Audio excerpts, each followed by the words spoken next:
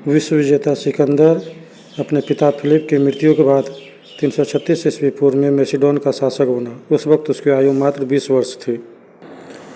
शासक बनने के बाद इन्होंने अपनी स्थिति मैसिडोन और यूनान में काफ़ी मजबूत की। 331 ईस्वी पूर्व में आरवेला के युद्ध में विशाल हकमनी साम्राज्य के शासक दारा तृतीय को इन्होंने पराजित किया, जो कि फारसी धर्मी थे।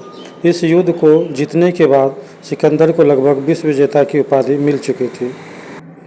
आरवेला का युद्ध जीतने के बाद सिकंदर की सीमा भारतीय सीमा में सटने लगी थी। सिकंदर ने इस युद्ध के बाद भारत के सबसे निकट का स्थान निकैया में आकर के 1 महीने का विश्राम किया।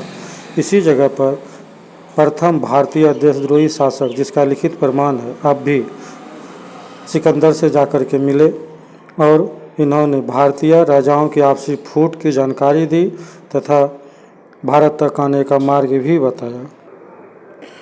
सिकंदर बसंत महीने के अंतिम समय में सिंधु नदी को पार कर भारत के भूमि में प्रवेश किए। सिंधु नदी को पार करने के बाद सिकंदर भारतीय सीमा में प्रवेश किए और यहाँ पर सर्वप्रथम वे तक्षशिला है, यहाँ के शासक अब भी थे, इन्होंने इसका स्वागत किया। इसके बाद इन्होंने यहीं से झेलम नदी के उस पार राजा पोरस के क्षेत्र पूर्ववास अपना संदेशा भेजवाया कि राजा पोरस को आत्मसमर्पण कर देना चाहिए, लेकिन राजा पोरस ने युद्ध करना स्वीकार किया। सिकंदर भले ही राजा पोरस को हरा दिए, लेकिन पोरस के वीरता के आगे उन्होंने अपनी हार मान ली और पोरस को अपना मित्र बना लिया तथा अपना जीता हुआ राज्य भी पोरस को उपहार स्वरूप दिए।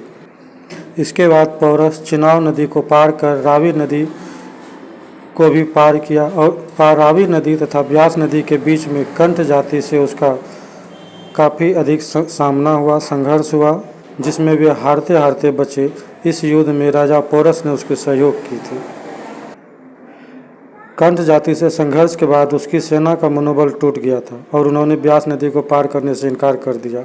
सिकंदर के लाख करने के बाद भी उसकी सेना ने ब्यास नदी पार करना स्वीकार नहीं किया, क्योंकि ब्यास नदी के उस पार एक विशाल साम्राज्य नंद साम्राज्य था।